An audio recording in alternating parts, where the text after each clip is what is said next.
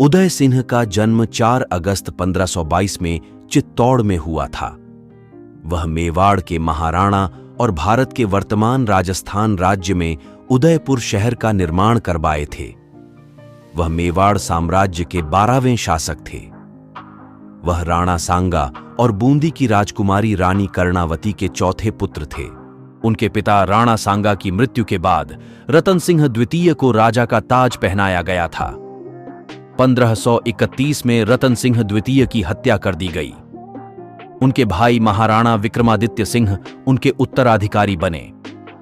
विक्रमादित्य के शासनकाल के दौरान जब गुजरात के मुजफ्फरिद सुल्तान बहादुर शाह ने 1535 में चित्तौड़ को लूट लिया तो उदय सिंह को सुरक्षा के लिए बूंदी भेज दिया गया।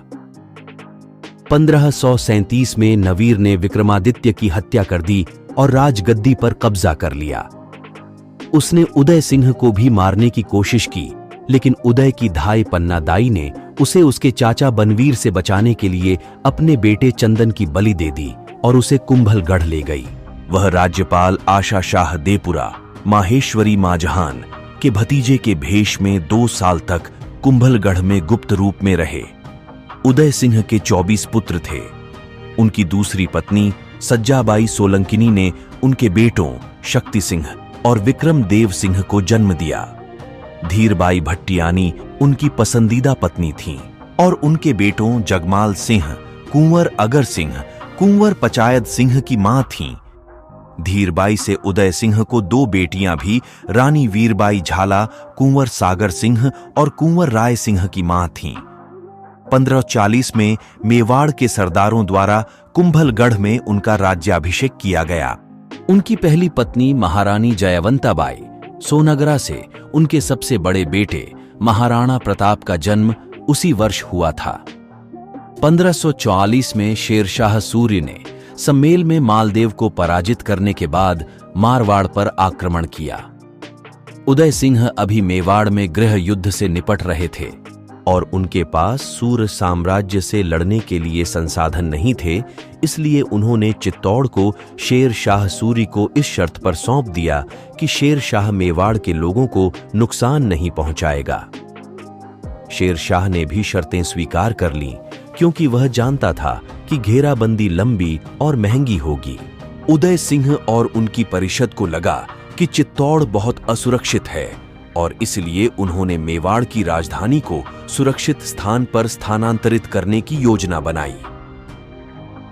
1559 में मेवाड़ के गिरवा भाग में काम शुरू हुआ और उसी वर्ष खेती को बढ़ावा देने के लिए एक मानव निर्मित झील बनाई गई। झील 1562 में बनकर तैयार हुई और जल्द ही नई राजधानी उदयपुर के नाम से जानी जाने लगी।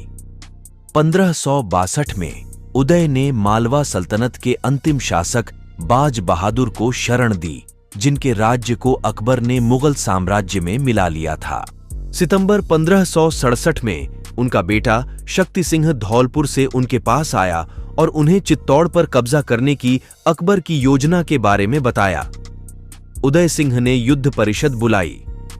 रईसों ने उसे चित्तौड़ में एक चौकी छोड़कर पहाड़ियों में राजकुमारों के साथ शरण लेने की सलाह दी। 23 अक्टूबर 1567 को अकबर ने चित्तौड़ के निकट अपना पड़ाव डाला। उदय सिंह चित्तौड़ को अपने वफादार सरदारों राव जयमल और पत्ता के हाथों में छोड़कर गोगुंदा चले गए। 23 फरवरी 1568 को 4 महीने की लंबी घेराबंदी के बाद अकबर ने चित्तौड़ पर कब्जा कर लिया।